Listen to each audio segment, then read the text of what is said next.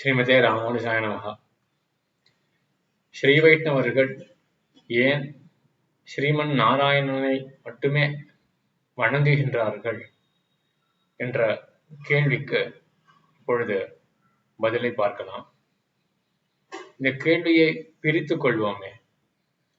ஸ்ரீ வைஷ்ணவர்கள் ஏன் நாராயணனை வணங்குகின்றார்கள் அப்படின்ற கேள்வியிலிருந்து ஆரம்பிக்கலாம். அதற்கும் முன்னாடி ஏன் ஒருவர் ஒருத்தரை வணங்க வேண்டும், அங்கிலிருந்து ஆரம்பிக்கலாம். ஏன் ஒருத்தர் ஒருவரை வணங்க வேண்டும்? இந்த லோகத்திலேயே எல்லாருமே கோயிலுக்கு போய் ஏதோ ஒரு தெய்வத்தை வணங்குறதா ஒன்றும் தெரியல. லோகம் முழுவதும் மற்ற நாடுகள்ல அவர்களுக்கு உண்டான சர்ச்சுக்கு போய் யாரும் வணங்குறதாகவும் தெரியல. பெரும்பாலும் எல்லாருக்கும் என்ன நினைவு இருக்கு? என்னுடைய வாழ்வு என் கையில், எல்லாமே என்னுடைய கண்ட்ரோல்ல தானே இருக்கு, நான் அதுக்கு மற்றொருவரை போய் வணங்க வேண்டும் அப்படின்றதுதான் பெரும்பாலும் எல்லோருக்கும் எண்ணம். ஆனால் ஏதோ ஒரு காலகட்டத்துல ஒரு ரியலைசேஷன் பிறக்கும். என்ன உணர்வு பிறக்கும் என்றால், என்னுடைய வாழ்வு என் கண்ட்ரோல்ல இல்லையே, நான் நினைச்சபடி எனக்கு சுகம் கிடைக்கிறது கிடையாது, துக்கம் வேண்டாம் அப்படின்னு நினைச்சாலும் துக்கம் வலுக்கட்டாயமாக வந்து சேரடுது. இப்போ என் கண்ட்ரோல்ல இல்லையே அப்படின்ற நினைவு கண்டிப்பாக ஏற்படும். அப்பொழுதுதான் அப்போ எனக்கு அப்பாற்பட்டதாக ஏதோ ஒண்ணு இருக்கே, என்ன அந்த உண்மை அப்படின்ற ஒரு தேட்டம் ஏற்படும், ஒரு தேடுதல் ஏற்படும். அப்பொழுதுதான் வேதமான பிரமாணத்தையே கை கொள்ள மனசு வரும். ஏன்னா அந்த வேதம் அப்படின்ற பிரமாணம் எதற்காக இருக்கு அப்படின்னா, கண்ணுக்கு அப்பாற்பட்ட விஷயத்த சொல்றதுக்காக தான் இந்த வேதம் அப்படின்ற பிரமாணம் இருக்கு. அதுல எப்ப நமக்கு நம்பிக்கை வரும் அப்படின்னா, நமக்கே ஒரு ரியலைசேஷன் வந்திருக்கணும். ஏதோ ஒரு வாழ்க்கையில எனக்கு குறைபாடு இருக்கே, ஏதோ நான் நினைக்கிற மாதிரி எதுவும் நடக்கல, கண்ணுக்கு அப்பாற்பட்டதாக ஏதோ ஒரு பொருள் இருக்கே அப்படின்ற ஒரு தேட்டம் யாருக்கு ஏற்படுறதோ அவர்கள் வேதத்தை துணை கொண்டு அந்த பாதையிலே போவார்கள். அதான் ஆன்மீக பாதை. ஆக அந்த உண்மை பொருள் என்ன அப்படின்னு தேடுறதுக்கு ஆரம்பிப்பார்கள். அப்பொழுது வேதமானது என்ன சொல்லும் என்றால், சித்து அச்சித்து, நான் ஜீவாத்மா, சித்து உயிருள்ள பொருள்கள் எல்லாம் சேத்தனர்கள், கண்ணுக்கு தெரியக்கூடியது எல்லாமே அறிவற்ற பொருள், அதெல்லாமே அச்சேதனம். இந்த சேத்தனம் என்ன அச்சேதனம் என்ன, இதை காட்டிலும் வேறுபட்டதாக பிரம்மம் அப்படின்ற தத்துவம் இருக்கு அப்படின்றத வேதம் காட்டி கொடுக்கும். அந்த பிரம்மம் தான் இந்த லோகத்தை படைக்கின்றது, அதான் ஜகத்துக்கு காரணம் அப்படின்றத காட்டி கொடுக்கும். அதே போல நம்ம இந்த பாதையில வந்ததுக்கே என்ன காரணம்? இந்த துக்கத்திலிருந்து எனக்கு விடுதலை எப்படி, இந்த துக்கத்திலிருந்து விடுபட வேண்டுமே அப்படின்ற எண்ணத்தோட தானே நம்ம இங்க வந்து சேர்ந்திருக்கோம். அந்த துக்கத்திலிருந்து போக்கக்கூடியதும் அதே பிரம்மம் தான். இந்த பிரம்மமானதுதான் இந்த சம்சார துக்கத்திலிருந்து நமக்கு விடுதலையை ஏற்படுத்தி கொடுக்கும். அதான் மோட்சம். மோட்சம்னாலே விடுதலை தான்.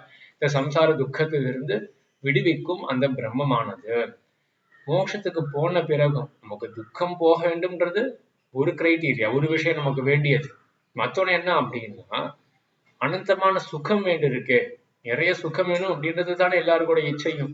அனந்த சுகத்தை, அனந்தமான ஆனந்தத்தை நாடுறதும், அந்த நாட்டமும் எங்க முடியும்னா அதே பிரம்மத்தின் இடத்துலதான் முடியும். இந்த பிரம்மமானது மிகவும் உயர்ந்த தத்துவமாக இருக்கு. ஆக நம்மளுடைய சம்சார துக்கத்தையும் போக்கும், அதுவே அனந்த சுகமாக அனந்த ஆனந்தமயமாக இருக்கக்கூடியதுனால நமக்கு ஆனந்தத்தையும் கொடுக்கும் என்று இவ்வளவு இந்த வேதம் சொல்லிக் கொடுக்கும் பொழுதெல்லாம் கூடவே நாம் ஒண்ணு சேர்த்தே புரிஞ்சுக்க வேண்டும். என்ன என்றால், அந்த பிரம்மமானது ஒன்றுதான், அந்த பரதத்துவம் ஒன்று. ஆக வேதத்தினுடைய துணையை கொண்டு நம்மளுடைய தேட்டம் எங்க போய் முடியும் அப்படின்னா, அந்த ஒரு பரம்பொருள் இருக்கு, அதுதான் ஜகத்தை படைக்கின்றது, அதுதான் இந்த துக்கத்திலிருந்து மோட்சத்தை ஏற்படுத்தி கொடுக்கிறது. அந்த பிரம்மமே தான், அந்த பரம்பொருளே தான் எல்லையற்ற ஆனந்தமாக இருந்து கொண்டு நமக்கும் அந்த ஆனந்தத்தை கொடுக்கின்றது அப்படின்னு வேதத்தை கொண்டு தெரிஞ்சுட்டு, இதற்கு மேல் அதே வேதாந்தத்தை கொண்டோ இதிகாச புராணங்களையும் கொண்டு என்ன தெரிஞ்சுப்போம் என்றால், அந்த பிரம்மத்துக்கு, அந்த முழுமுதற் கடவுள் பரம்பொருளுக்கு ஒரு உருவம் இருக்கு, ஸ்ரீவைகுண்டம் அப்படின்ற இடமானது இருக்கு என்று, அதே போல நாராயணன் அப்படின்ற ஒரு திருநாமம் இருக்கு அந்த பிரம்மத்துக்கு அப்படின்னு, பிரம்மத்துக்கு இது ஒரு தன்மையாக நாம் அறிந்து கொள்வோம். ஆக நேர ஸ்ரீமன் நாராயணன் அப்படின்னு போறது கிடையாது, அந்த பாதை கிடையாது. எப்படின்னா, இது ஒரு ரியலைசேஷன்ல ஆரம்பிக்கணும்.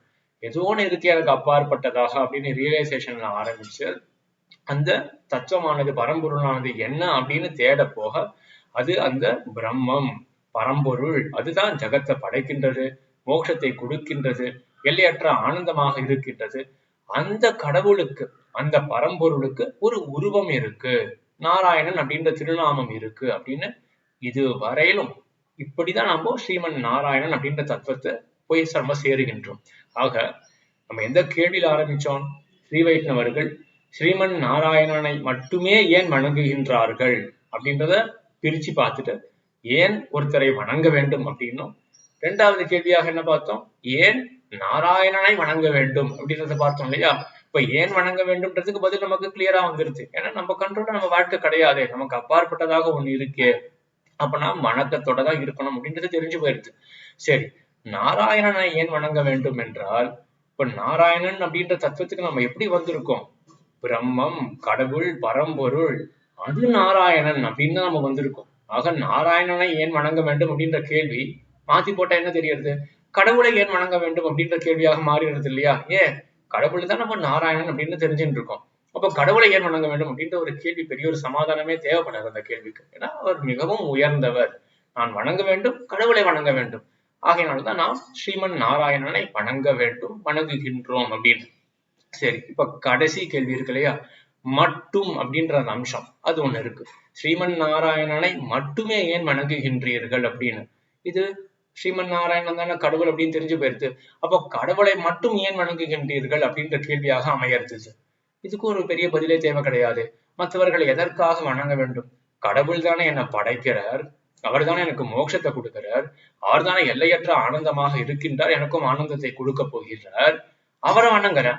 மற்றவர்களை வணங்க தேவை கிடையாது, அவர்கள் என்னை படைக்கலையே, அவர்கள் எனக்கு ஆனந்தத்தை கொடுக்க போறது கிடையாது. ஆகையினாலதான் மற்ற தேவதைகளை வணங்குறதுக்கு எந்த அவசியமே கிடையாது என்றுதான் இந்த கேள்விக்கு பதில். ஸ்ரீமன் நாராயணனை மட்டுமே ஏன் வணங்குகின்றோம் அப்படின்ற கேள்விக்கு இந்த பதில்.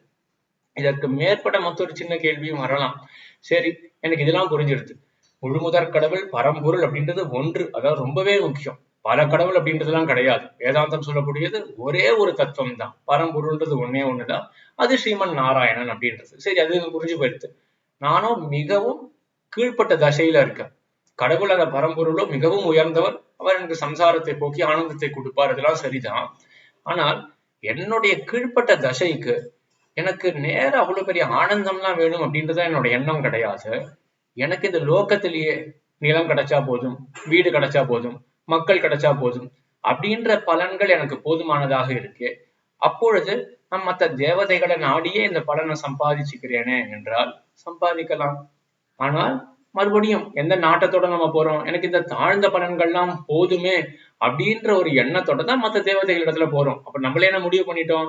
மற்ற தேவதைகள் இடத்துல யார் போவார்கள்? யாருக்கு எனக்கு இந்த தாழ்ந்த பலனே போதும், வீடு, இந்த லோகத்துல இருக்கக்கூடிய பலன்கள், வீடு, மனை, மக்கள், இவற்றையெல்லாம் நான் கூட சுகமாக இருக்கின்றேன் அப்படின்னு யாருக்கு ஒரு எண்ணம் இருக்கோ அவர்கள் தான் மற்ற தேவதை இடத்துல போவார்கள். ஏன்னா அந்த தேவதைகள்லாம் கடவுள் கிடையாது. கடவுள் தானே சம்சாரத்தை போக்கி எல்லையற்ற ஆனந்தத்தை கொடுக்கக்கூடியவர். மற்ற தேவதைகள்லாம் கடவுள் கிடையாது. ஏன்னா கடவுள்ன்றது ஒருத்தர் தானே. மற்ற தேவதைகள் கிட்ட போனா நமக்கு தாழ்ந்த பலன்கள் தான் கிடைக்கும். அந்த தாழ்ந்த பலன்களை பெற்றுக்கொள்ளலாம். ஆனா நமக்கே ஒரு அதிருப்தி பிறக்கும். ஏன்னா அதுலதானே நம்ம ரியலைசேஷனுடைய ஆரம்பத்துல பார்த்தோம். என்ன பார்த்தோம்? இந்த லோகம் ஏதோ ஒண்ணு, இதுல ஒண்ணு பெரிய சுகம் எனக்கு கிடைக்கலையே, அப்பாற்பட்ட பொருள் ஏதாவது ஒண்ணு இருக்கா அப்படின்ற தேட்டத்துல ஆரம்பிச்சுதான் கடவுள் ஸ்ரீமன் நாராயண இடத்துல போய் முடிச்சோம். இப்ப மற்ற தேவதைகள் இடத்துல போனால் அல்பமான பலன்கள் கிடைக்கும், அதனால நமக்கு திருப்தி ஏற்படாது. மறுபடியும் ஏதோ ஒரு காலகட்டத்துல அந்த திருப்தி ஏற்படாதபடியினால ஒரு நிர்வேதம், ஒரு வெறுப்பு ஏற்பட்டு எப்படி ஆனாலும் இந்த கடவுளை நாடக்கூடிய இந்த பாதையில வந்துதான் ஆகணும்.